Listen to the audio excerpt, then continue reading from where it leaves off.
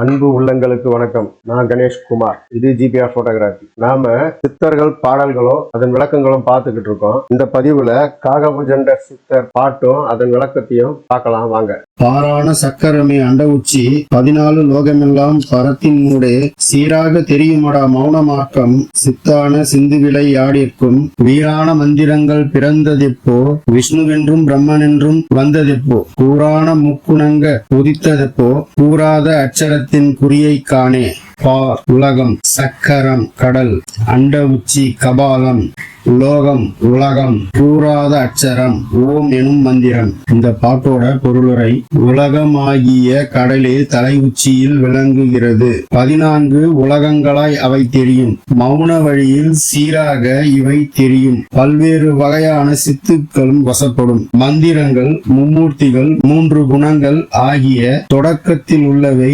எல்லாம் எப்போது தோன்றின?